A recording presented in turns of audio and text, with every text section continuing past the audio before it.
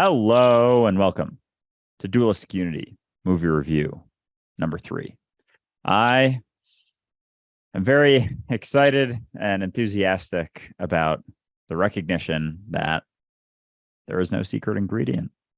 And I just want to say, in light of a conversation I had earlier this morning to our listener, if you are under the impression that the state of peace that you're working your way towards, or that you're looking at or looking towards, is something that is additive, something that comes from acquiring more knowledge, acquiring more information, I just want to let you know that that is not the case.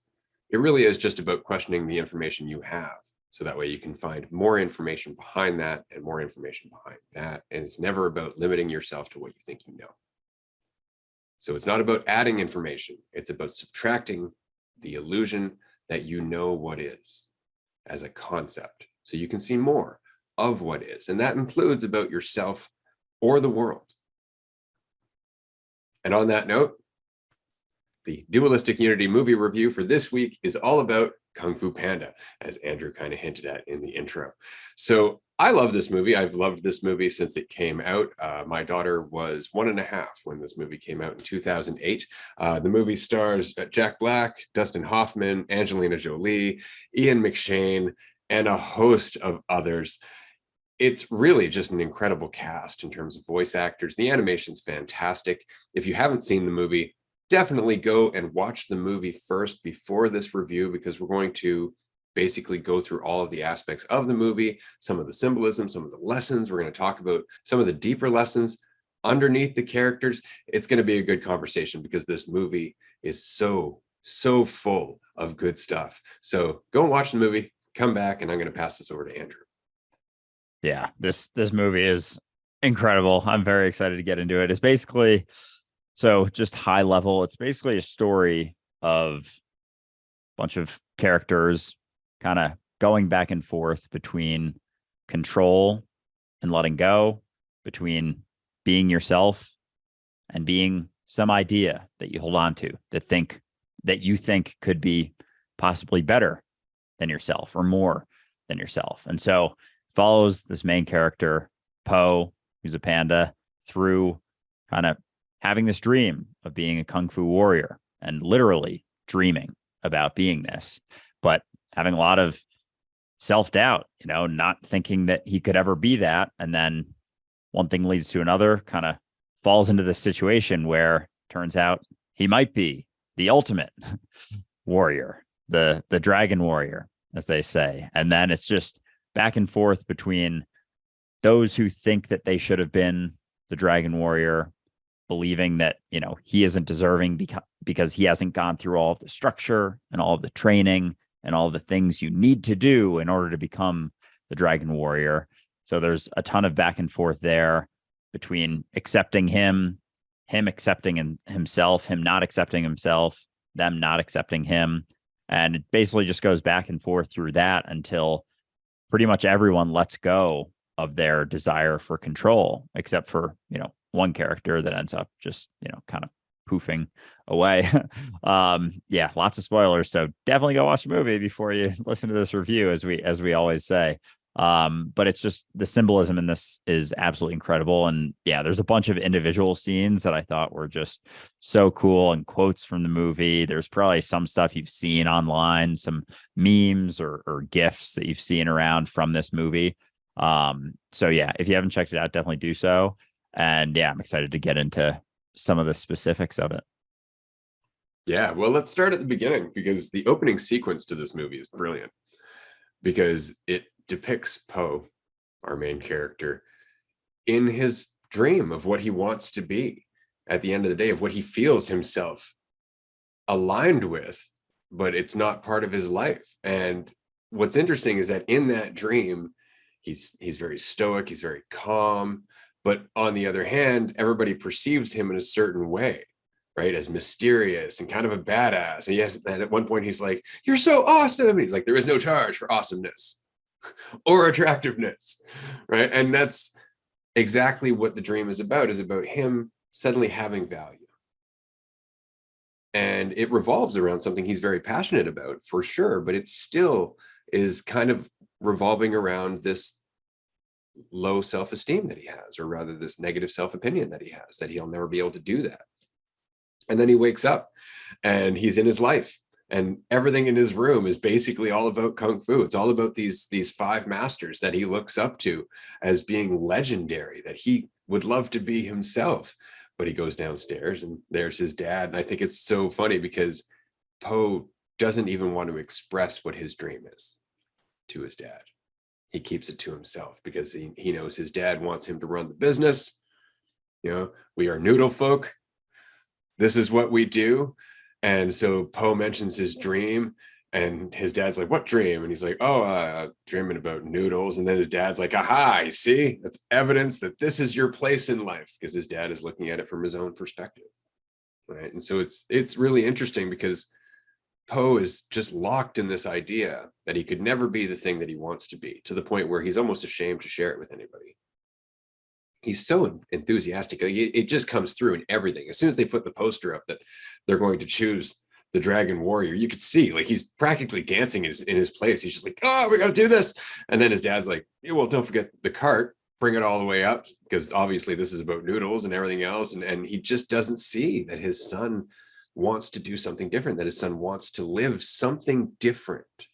And it's so interesting because if perhaps the dad wasn't so wrapped up in his dream for Po, maybe he would see what Po's dreams are. And seeing that even just in that specific situation where his dad sees him having the dream and he's like, oh, that's evidence that is your destiny. Meanwhile, he has the dream about his actual destiny that he's not willing to look at. So couldn't that be symbolism for that being the actual destiny that he's meant to serve, or has the capacity to fulfill, I guess, if for only he was able to believe in himself. And so going through, just into the next big scene, basically. So he is going to see, who's going to be named the Dragon Warrior, and brings the noodles, and then he's like up 10 stairs, and he's like basically like, fuck this, I'm not bringing the noodles because it's like probably 50 pounds and it's 1,000 stairs. And so he drops it, climbs up the stairs, gets there right before the doors close in his face, and then he's trying to just figure out any way to get over. And I think just there's so many scenes of his persistence and unwillingness to quit, basically, which comes to be his biggest strength in the end, is unwillingness to quit. And so just this situation is one of the first examples of it, where he's outside of the walls, can't get in, and he's like trying everything. And he keeps getting like, he's pulling branches down to try and slingshot. It's smacking him in the face, getting sent into walls, like just tries probably 10 different things before he finally figures out. He straps on a bunch of fireworks to a chair, tries, his dad shows up, doesn't work. He falls over. He's about to give up. And then all of a sudden the fuse lights and he gets fucking rocketed over the wall, lands right in front of the five masters, who were very close to getting chosen, or thinking they were getting chosen. And right before that, Oogway is like, I sense the Dragon Warrior is close. And so they all think that it must be one of them. And turns out, Po gets sent over. So they stop the battle or whatever they're doing, the show. They're like, oh, time to choose.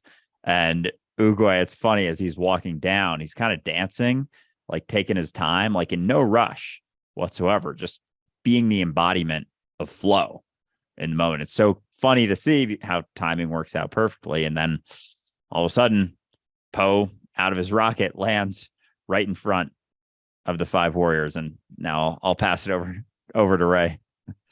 I want to talk about destiny, because you brought it up, and that is definitely one of the underlying lessons behind this movie, is the idea of free will and destiny. And I find Oogway, the ancient master's character, to be so very interesting, because the first scene that you meet Oogway in is where he calls Shifu to talk. And Shifu's like, well, what's wrong? He's like, why does something have to be wrong? And then he goes over and he's very deliberate and very slow about everything, despite the fact that he is the most gifted warrior in that entire compound. He still takes his time. Like, he goes to blow out the hundreds of candles, and he's doing it one at a time. And I love the fact that he stops at one point, looks right at Shifu, who he knows is just going nuts about how long this is taking, and then deliberately does it again. Like, Uguay's pace is incredible. And right from the start, he says, "I've had a vision." Well, why did Uguay have a vision? Well, Uguay had a vision because he is very aware. And what is he aware of? And this is what we were talking about at the retreat as well, in terms of a state of vulnerability and openness. Suddenly, everything seems like it is part of a cycle. There are all different cycles within cycles, and they're all very symbolic. And Uguay is very aware of this. And so he has been around for the cycle of everything that's been leading up to this. Uguay is like 1,000 years old, right? So he's been around. He's seen a lot of things. He's aware of the story of Tai Lung and Shifu and everything else before this. And he sees that story is going to come full circle, that lesson of control. And Shifu immediately says, well, we got to control that, right? We got to put more guards in the prison. And Uguay says something, and I was going to say this the other day, and I didn't, because I wanted you to watch this movie first. But the line he says next is beautiful. One often meets one's destiny on the path one takes to avoid it. Uguay sees all of this coming. He sees all of it transpiring. He's aware of it in a way that everybody else is just struggling to be a part of. And that's why I love that moment when he's going to choose the dragon warrior, which is what Shifu says and what everybody else assumes. But Uguay himself doesn't say that. What he says is, I feel the dragon warrior's presence. He feels the cycle coming to a close. He feels Poe's story coming into the narrative that he's been a part of for 1,000 years. And he just lets it happen. I find that aspect of Kung Fu Panda to be probably one of the most interesting. The interplay of prophecy and free will, or destiny and free will, because they're one and the same. It's just recognizing the larger picture and the smaller picture that makes it up.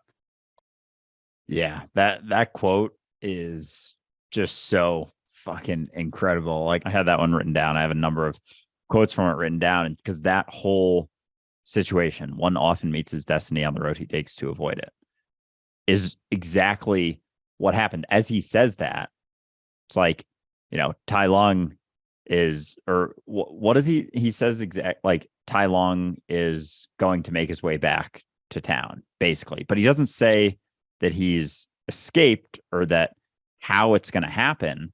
And Shifu is immediately like, what? We have to double down on control. We have to, control the situation. And so he sends the duck to the prison, whose feather floats down and is the exact thing that releases Tai Lung. Literally, the control. And then another example, in the prison, when the guards are like shooting at him before he's even escaped, they're trying to shoot at him. One of the arrows hits his harness, hits his shackle, busts him open. He's able to rip off the other one. So it's like desire for control, desire for control, desire for control does the exact opposite. Just like resistance, does the exact opposite. You're feeling a certain feeling, you're resisting it, you don't want to feel it because you think you have this idea of what you should and shouldn't be doing, where you should and shouldn't be going. You have a certain path that you're on, but you have another path that you think you should be on. And your resistance to the path that you're on right now, thinking you should be on another path, is what creates the suffering in the inevitable path of where you're going. So rather than trying to focus on this idea of what path you should be on, just being where you're at, relaxing into yourself, relaxing into the recognition that you don't know where it's going or where you should be going. But I just find it so funny, that scene right from the get.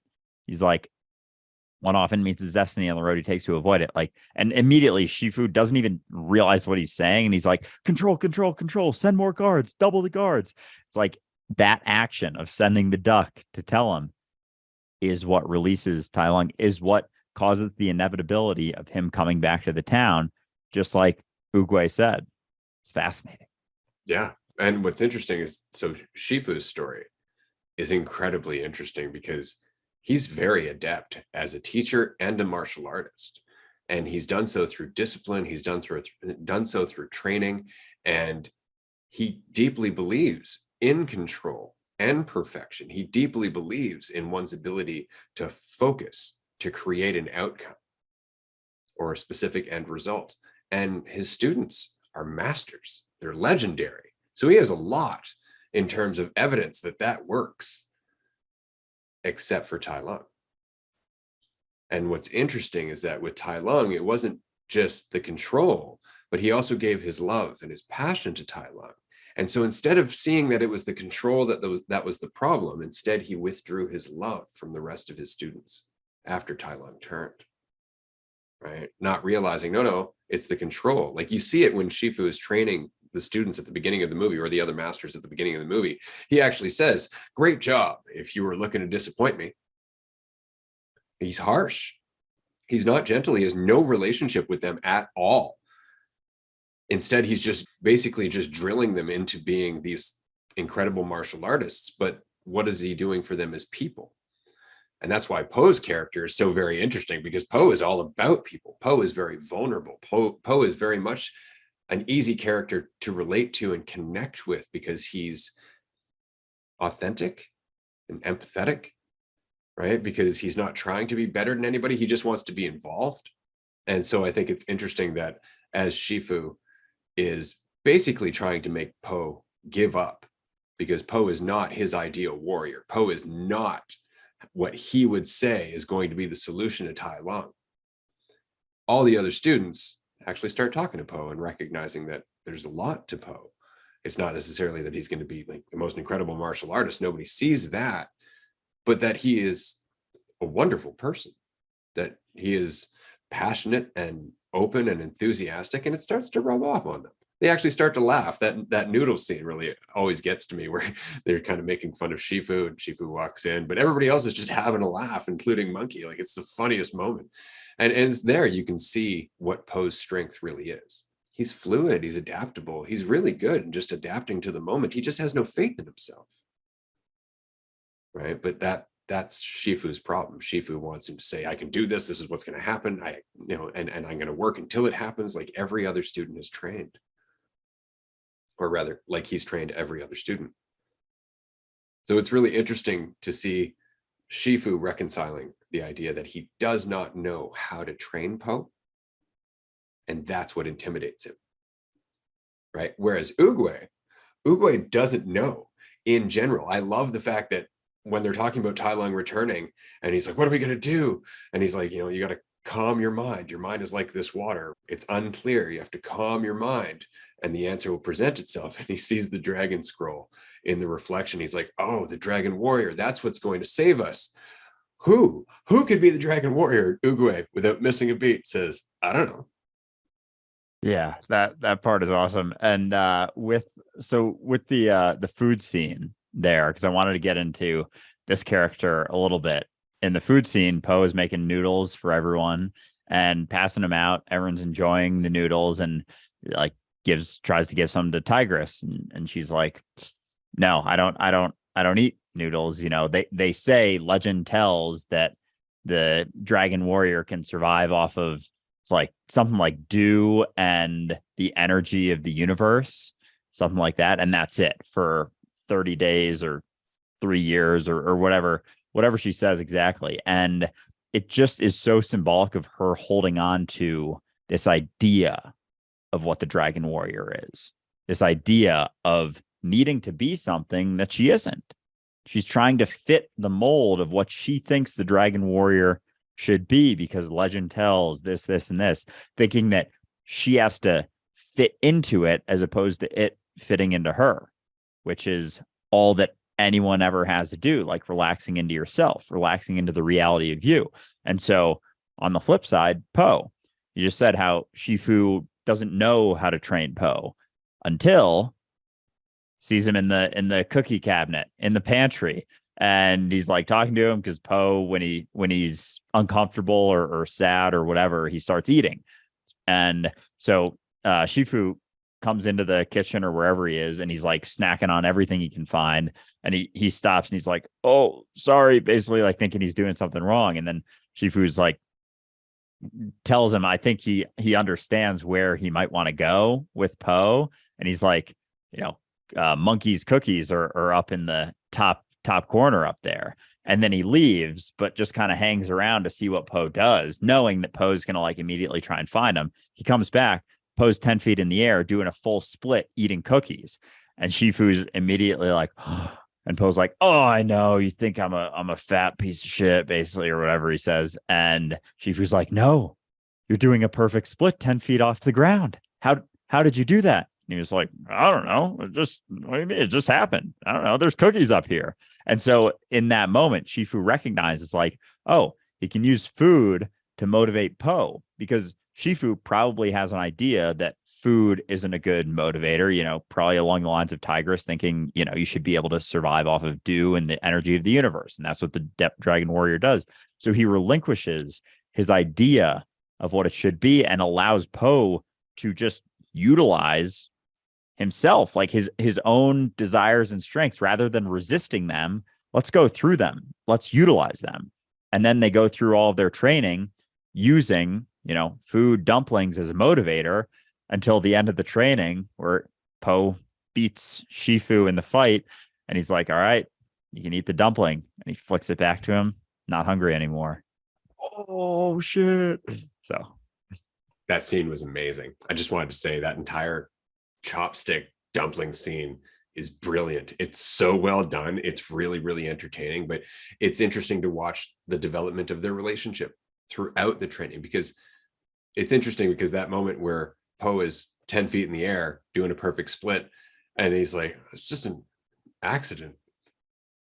Shifu, there are no accidents. He finally recognizes what Oogway has been saying to him this entire time, that if you just watch, the lessons are there. If you are just willing to encourage it, to nurture it, and to believe in it, that tree will grow, right? Which is exactly what Oogway was saying.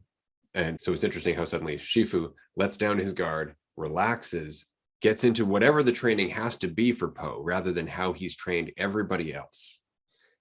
And he starts to laugh more. He starts to enjoy himself more. You can see him smiling and kind of enjoying the progress of his student, like he did with Tai Lung, but for a totally different reason. It's not that he's trying to get Poe anywhere. It's that he's trying to let Poe reveal what's already there, which is different than with Tai Lung. With Tai Lung, they were driving to make Tai Lung the Dragon Warrior. Where with Poe, it was just letting the Dragon Warrior reveal itself, because it's always in there. And so it's just such an interesting relationship to watch between the two of them, because they kind of get to the point that I was with my Sifu, which was we just used to laugh together, like we would just hang out. And it was very much like that. Like there was no ego involved. It was kind of like picking on each other, maybe, boosting each other up or challenging one another, but it was a relationship of equals, as opposed to the traditional relationship that Shifu had with his other 5 students, who all looked at him as disconnected. Right. So then it's funny, because then after the training scene where Poe's finally like, yeah, I'm not hungry anymore. I'm coming from a state of fulfillment now. I'm not trying to be something. I'm recognizing what I am.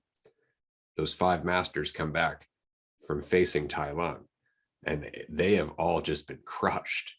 And suddenly Poe is looking at himself and his idea of himself again, and he becomes afraid. And so what does Shifu do? No problem. You are the Dragon Warrior. The secret that we need is in that scroll. And yeah, I mean, the scroll is a whole, like, there's so much there. So with that, basically, they get the scroll. He looks at it, and he's basically like, oh shit, nothing's here.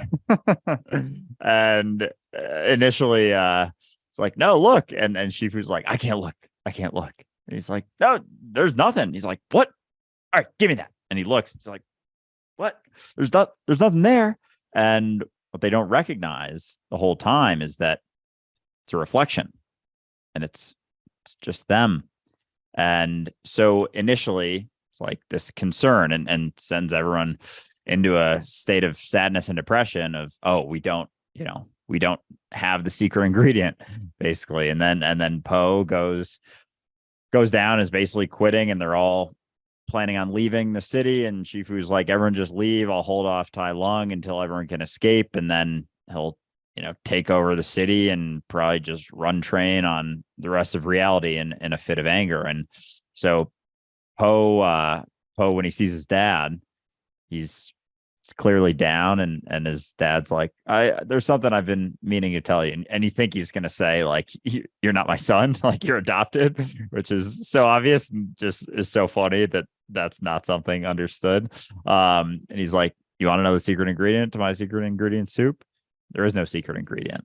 And immediately Poe's like, there is no secret ingredient. And it's just so powerful because when they open the scroll, they say something like, you can hear understand all the secrets of the universe, be able to hear a butterfly's wings flap. And I thought that was super interesting because how often is our mind racing with things having to do with our idea of ourselves, thinking that, we're not enough, we should be more, we need to do this, afraid of this happening. And the whole time it's just you're on that razor's edge, no matter what you think is. So as you let go of your idea of yourself being this thing that you are and just relax into the recognition that it's always been you, there is no secret ingredient. All you ever have to do is be yourself. Your mind starts to quiet. And through that quieting, without so much an idea of yourself, you can hear butterflies' wings flap. So I thought that was super interesting. But yeah, the scroll, it's like either you see it or you don't. And they all didn't understand that it was just them the whole time until Poe recognized there is no secret ingredient. I just have to be myself. Yeah, because it was always something that they had to achieve. It was always something they had to work towards rather than a recognition that you are not what you think you are, or rather than freedom, essentially. Right. And so that's why it's so interesting, because it's Tai Lung's character. More than anything with Tai Lung, I feel bad for Tai Lung. And it's because he was basically trained to think like he did, and he just couldn't give it up. Even when he finally got the apology from Shifu and the recognition of what Shifu had done, that wasn't enough. He needed to be the Dragon Warrior. Even though he was already by far the best fighter there was. Like, he had proved that repeatedly. It wasn't enough. And it will never be enough.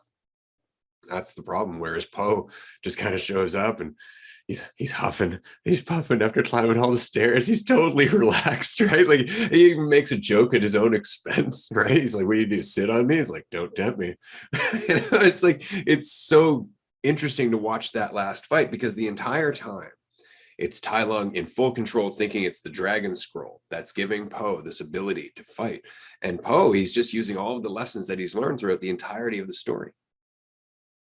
All of them, down to the bamboo rods and the rocket-powered sleigh that he got onto, or the rocket-powered cart from the fireworks and whatnot. Like, all of that came from the beginning of the story. It was all brought back into the moment, because that's what made him the Dragon Warrior, that he was life, moving fluidly through all of the insights that he had been moving through.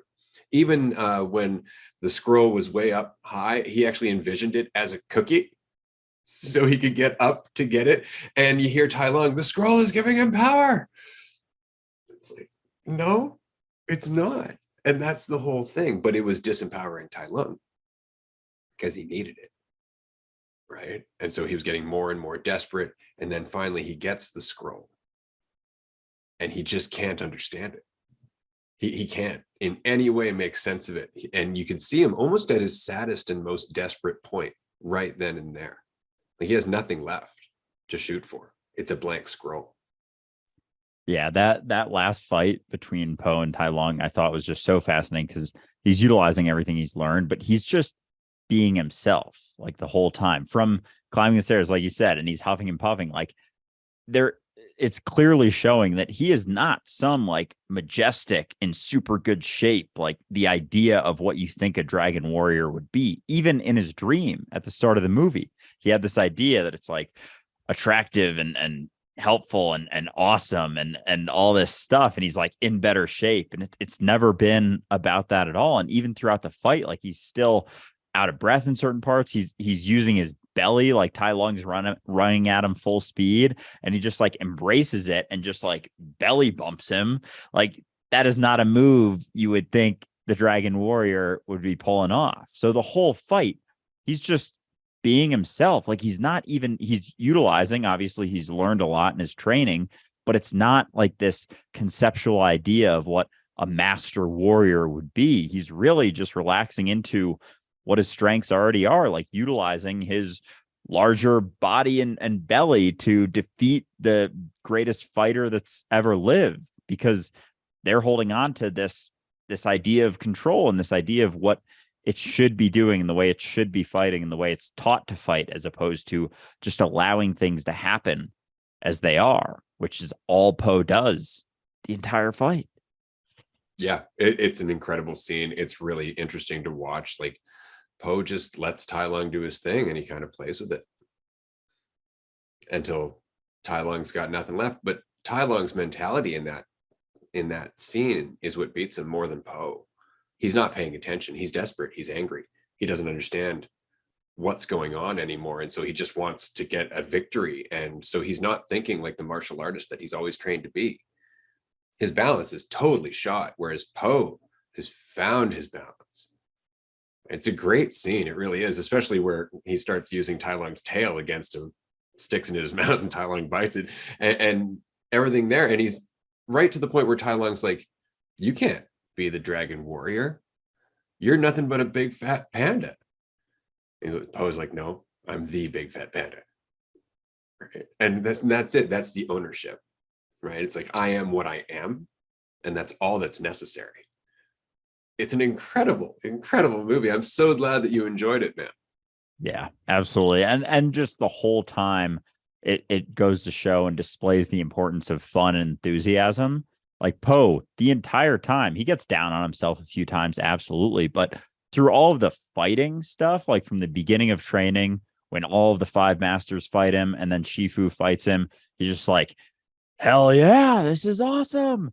And he's like, every time, yeah, he ends with the punch, and he just doesn't quit. And he's enjoying the experience along the way. He's just appreciative that he's even there fighting them and they're fighting with him. He's just happy to be there. And then even, through that last fight with Tai Lung, the whole time he's like smiling, laughing. He gets Tai Lung to bite his own tail and he's just like laughing in his face, just having a good time because he's found his balance, which he's realized isn't anything other than what he is. Like there's nothing he has to be. There's nowhere to go. There's nothing to get.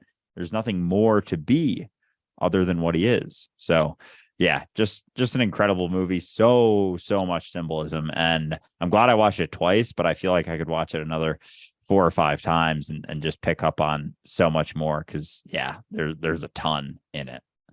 Yeah, it's a great movie. The second one is also really good. They do develop the character relationship a little bit more between him and the other 5 masters, including their ongoing relationship with Shifu, who is starting to find inner peace because he understands it was all his own inner conflict. There was a scene in this movie that I always find really interesting where Shifu is sitting in his dojo and he's by himself and he's like trying to focus on inner peace, and he hears this flapping.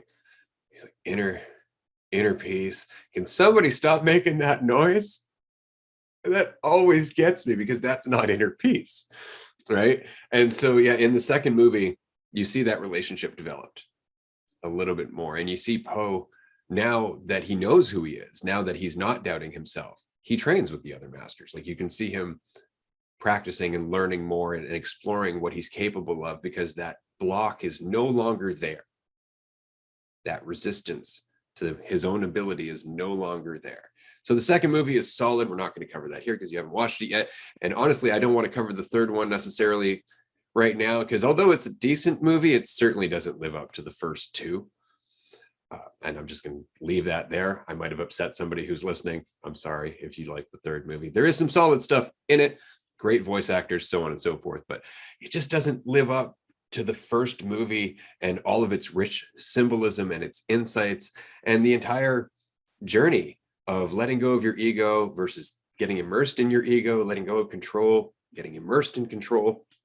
Destiny versus free will. There's just so much in this first Kung Fu Panda movie. So thank you for joining us for this movie review. We really appreciate you listening to this. And of course, if you'd like to leave your own thoughts about Kung Fu Panda in the comment section below or on Discord, we would love to hear what you thought of the movie. If you have a movie suggestion for a future Dualistic Unity movie review episode, we'd love to hear that too. We have a few in mind. Well, I have dozens in mind, but I'm always happy to hear other suggestions because there are movies I have not seen that I am sure I would love to see. So I'm relying on you to help me out. But that's it for this week, everyone. Thank you so much for joining us. Bye, everyone.